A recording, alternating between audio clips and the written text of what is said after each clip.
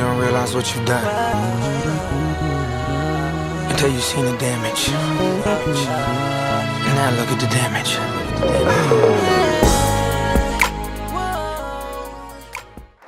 How many of you all have heard of the school to prison pipeline? Raise your hand. Yeah. Okay. That is what I wanted to focus on tonight because quite frankly it is real. And if you have not heard of it, it is a system of policies, practices, and procedures that are specifically designed, whether purposefully or not, to move children from schools to the juvenile justice system and eventually the criminal justice system.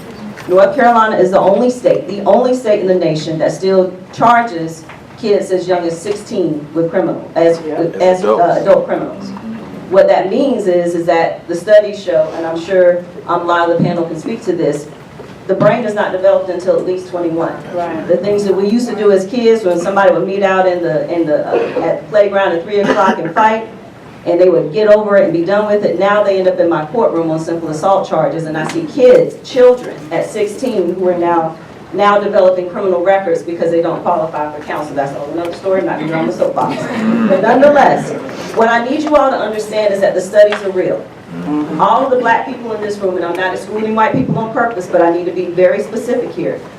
Black people in this room understand the difference between perceived racism and implicit bias, because we experience it daily. But I need you all to understand how serious this is, because there are studies out there that now quantify real numbers, that this is real. So on one hand, it gives us validation for what we've known for multiple generations, but on the other hand, it should make you sad.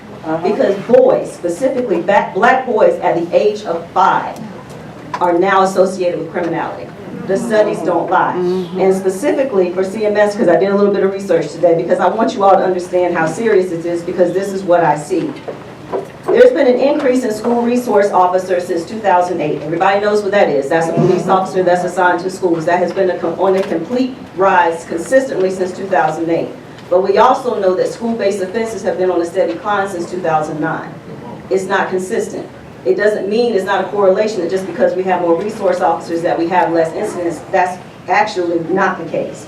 But just because black students only are about 25 to 26% of our population, they in CMS alone count for 57 of the short-term suspensions and 56% of the long-term suspensions. So what we have to understand is that while we have zero-tolerance policies, that makes sense, but zero-tolerance policies only account for 3%. 3% of the actual offenses that happen in schools. The vast majority are nonviolent offenses, offenses between other kids, and the problem is the discretion that makes the difference between how our children are being treated, specifically our young black males.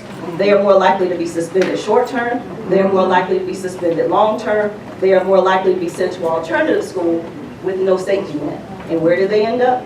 In my courtroom.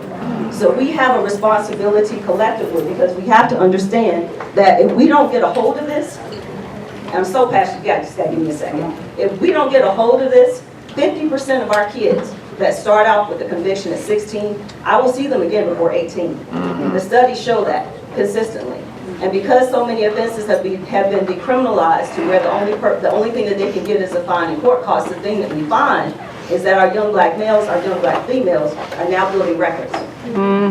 Simple possession of marijuana, open container offenses, all of those things where they had an opportunity to have counsel, they no longer have it in North Carolina because they have to have 4 prior convictions to qualify for counsel. So I'm sorry I had to get on my soapbox, y'all, because this is Stay on it. Stay on it. Stay on it. Now, there's a now what part to this. I'm going to save it for that. But we have to understand that implicit bias is real.